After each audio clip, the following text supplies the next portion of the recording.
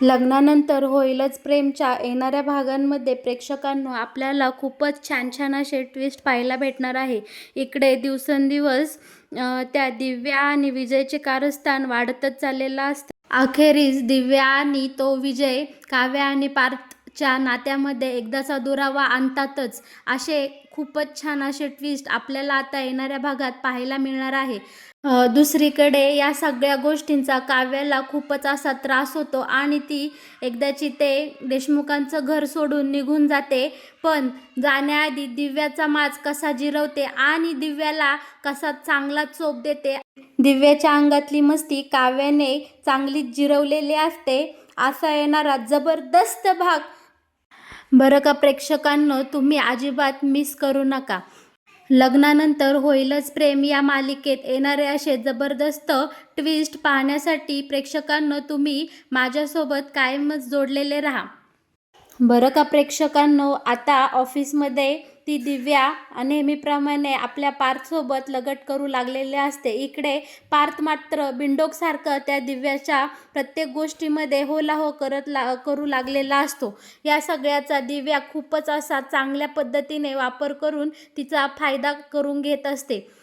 विजय आता दिव्याला बोलावून घेतो आणि बोलतो की दिव्या, आता आपल्याला त्या पार्थ आणि काव्याच्या नात्यावर शेवटचा घाव घालायचा आहे. आपण इतक्या दिवस जी खेळी खेळत होतो त्या खेळीचा आता आपल्याला अखेरीस शेवट करायचा आहे. म्हणजेच पार्थ आणि काव्याचं नातं आता आपल्याला कायमचं तोडून टाकायचं आहे. यावर दिव्या बोलते, म्हणजे सर आता काय करायचं आपण? यावर विजय तिला एक प्लॅन सांगतो आणि तिच्या हातात खूप सारे पैसे देतो. यावर दिव्या हसत मान डोलावते आणि तिथून निघून जाते. तर मग प्रेक्षकांनो, आता विजय इकडे मनातल्या मनात बोलत असतो, आता ह्या देशमुखावर चांगलाच मोठा बॉम्ब पडणार आहे आणि या बॉम्बच्या आगीमध्ये फक्त काव्याच नाही तर संपूर्ण हे देशमुख कुटुंब होरपळून निघणार आहे. आणि तो खूप मोठ्याने हसू लागतो. दुसरीकडे दिव्याला दिलेल्या काम दिव्या एकदम चोख पार पाडण्याच्या प्लॅनिंगमध्ये लागलेली असते. आता इकडे ऑफिसमध्ये पार्थ आणि ती दिव्या एकमेकांसमोर बसलेल्या असतात. तितक्यात त्यांना एका क्लायंटचा फोन येतो आणि ती बोलतात की आजची मीटिंग फिक्स करा. यावर दिव्या बोलते, हो सर, आजची मीटिंग आपण एका हॉटेलमध्ये फिक्स केलेली आहे. यावर तो पार्थ म्हणतो, हॉटेलमध्ये कशासाठी? तर दिव्या म्हणते, सर, त्या हॉटेलमध्ये आपण जर गेलो तर आपल्याला ते क्लायंट नक्कीच हो म्हणतील आणि आपले प्रपोजल मान्य करतील. यावर पार्थ म्हणतो, ठीक आहे, तू म्हणतीस तर आपण जाऊयात त्या हॉटेलमध्ये. बरं का प्रेक्षकांनो, इकडे दिव्या आणि त्या विजयने मिळून खूपच मोठा असा मास्टर प्लॅन बनवलेला असतो. आता ती दिव्या पार्थला त्या हॉटेलमध्ये घेऊन जाते आणि छानपैकी आईस्क्रीम खायला मागवते. तर पार्थ बोलतो, ही आईस्क्रीम कशासाठी? मला नको आहे. तर ती दिव्या म्हणते, अहो सर, खा ना आईस्क्रीम, मला खूप आवडते. केवढं गरम होतं आहे आणि उन्हाळ्याचे दिवससुद्धा चालू आहे. तुमचा आवडता फ्लेवर मागवला आहे. त्यावर पार्थ म्हणतो, मिस दिव्या, आपण इथे काम करण्यासाठी आलो आहे, इथे खाण्यासाठी आलो नाही. तुम्हाला जिकडं जाईन तिकडं फक्त खाणं सुटचं का? अजिबात मला ही आईस्क्रीम नको आहे, असं कडक शब्दात पार्थ त्या दिव्याला झिडकारतो. पण ती ती दिव्या कसली? दिव्या लगेच इमोशनल ड्रामा सुरू करते. अहो सर, तुम्ही माझ्यासाठी तुम्ही एवढी आईस्क्रीम खाऊ शकत नाही का? तुम्ही केवढे चांगले बॉस आहात आणि तुम्ही आईस्क्रीम खाल्ली तर मला खरंच खूप बरं वाटेल. आणि अनेक असे नाटकं थेरं करून अखेरीस ती पार्थला मनवते आणि तिच्याकडे असलेली आईस्क्रीम पार्थला खाऊ घालते. बरं का प्रेक्षकांनो, आता खरं ट्विस्ट या मालिकेमध्ये आपल्याला पाहायला मिळणार आहे. तर दिव्या पार्थला आईस्क्रीम खाऊ घालते, पण त्या आईस्क्रीममध्ये तिने एक गुंगीचं औषध मिक्स केलेलं असतं, जेणेकरून ती आईस्क्रीम खाताच पार्थ बेशुद्ध होईल. आणि मग काय, दिव्या तिच्या प्लॅनमध्ये एकदम सक्सेसफुल होते आणि पार्थला बेशुद्ध पाडते. मग काय प्रेक्षकांनो, आता इथून पुढे मालिका खूपच अशा मनोरंजक वळणावर येऊन थांबलेली असते. लगेचच दिव्या इकडे त्या विजयला फोन करून सांगते की सर, आपला प्लॅन बी रेडी ठेवा. प्लॅन ए आपला वर्कआउट झालेला आहे. मग काय, इकडे विजय लगेच काव्याला एका निनामी फोनवरून कॉल करतो आणि सांगतो की तुझा पार्थ या हॉटेलमध्ये एका मुलीसोबत रंग उधळत आहे. हे ऐकताच काव्याच्या पायाखालची जमीनच सरकते आणि काव्या लगेच पर्स घेते आणि तडक त्या हॉटेलला जाऊन पोहोचते. हॉटेलमध्ये आल्यानंतर तिला एक माणूस काव्या आणि ती दिव्या कोणत्या रूममध्ये आहे त्या रूमचा पत्ता मुद्दामून सांगतो. तेव्हा काव्या तडक त्या रूममध्ये जाते आणि बघते तर काय, तिचा लाडका बोका, तिचा पार्थ त्या दिव्याच्या मिठीमध्ये चांगला झोपलेला असतो. बरं का प्रेक्षकांनो, तो दिव्याच्या मिठीमध्ये नुसताच झोपलेला नसतो, तर तो बिना कपड्याचा त्या दिव्यासोबत त्या बेडवर झोपलेला पाहून काव्याला मात्र इकडे खूप मोठा धक्का बसतो आणि तिच्या पायाखालची जमीनच सरकते. काव्या ते क्षण बघते आणि तिला तिच्या पोटात असलेलं बाळ, त्यांनी एकत्र घालवलेले क्षण, तासनतास फोनवर मारलेल्या गप्पा आणि पार्थच्या मनात काव्याविषयी असलेलं प्रेम, ह्या सगळ्या अशा साऱ्या गोष्टी आता काव्याच्या डोळ्यासमोरून हळूहळू जाऊ लागतात की पार्थचं आपल्या बाळावर किती प्रेम आहे, बाळाचं नाव ठेवलेलं, आणि काव्या आणि पार्थ या दोघांच्या प्रेमाच्या अनेक अशा गोष्टी आता काव्याच्या डोळ्यासमोरून सर्रकने निघून जातात. आणि आता तिला समोर दिसतं ते फक्त पार्थच्या मिठीमध्ये असलेली दिव्या आणि दिव्याच्या मिठीमध्ये असलेला पार्थ. हे सगळं पाहून काव्याला मात्र आता खूपच मोठा असा धक्का बसलेला असतो. बरं का प्रेक्षकांनो, आपली काव्या ही खूपच डॅशिंग आणि हुशार मुलगी दाखवलेली आहे. त्यामुळं काव्या तिची पर्स बाजूला ठेवते आणि क्षणाचाही विलंब न करता त्या नालायक चिपकली दिव्याला अशी हाताला धरते आणि तिच्या लाडक्या पार्थपासून त्या दिव्याला ताबडतोब वेगळी करते. आता इकडे मात्र दिव्या खूपच घाबरलेली असते, पण दिव्याचा प्लॅन इकडे सक्सेसफुल झालेला असतो.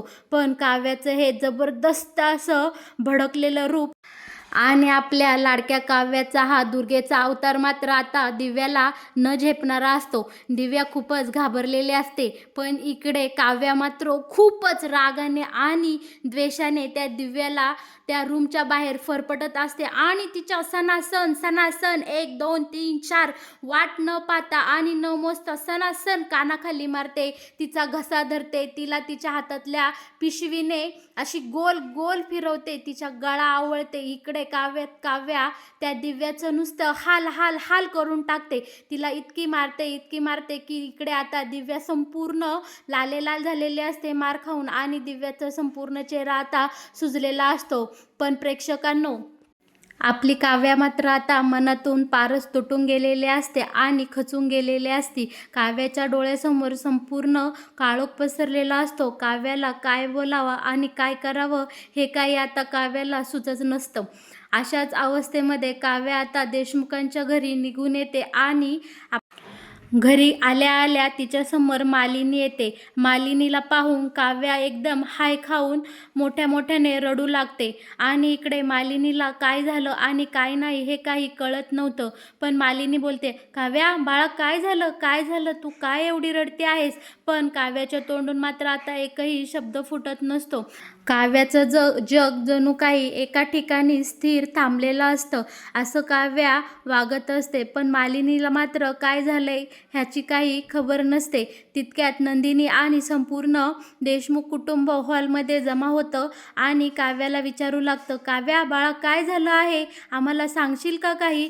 पण काव्या मात्र तोंडातून एक शब्दही न काढता फक्त डोळ्याने रडत असते. तिचे डोळे थांबतच नसतात रडायचे आणि विजय मात्र इकडे खुदू गालातल्या गालात हसत असतो, कारण विजयला या सगळ्याची पूर्वकल्पना आधीच मिळालेली असते.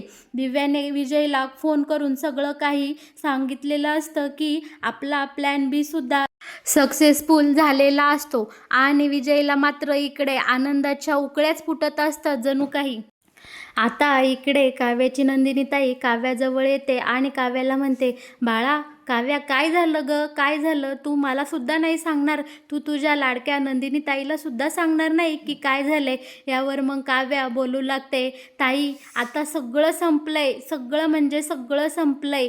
नंदिनी बोलते, अगं काव्या असं काय बोलते, नक्की काय झालंय, मला सांगशील का तू नीट? आणि मग काय प्रेक्षकांनो, आता इकडे काव्या तिच्या लाडक्या नंदिनीताईच्या गळ्यात पडते आणि खूप मोठ्याने रडू लागते. ढसाढसा काव्या नंदिनी ताईच्या गळ्यात पडून रडते आणि सांगू लागते, ताई मला एका निनामी नंबरवरून कॉल आला आणि सांगितलं ह्या हॉटेलमध्ये जा, तिथे जाऊन बघ की तुझा पार्थ काय गुण आणि रंग उधळतोय. मग मी काय लगेच तडक त्या हॉटेलमध्ये गेले आणि तिथं पाहते तर काय, ताई, अगं ताई, माझा हा पार्थ.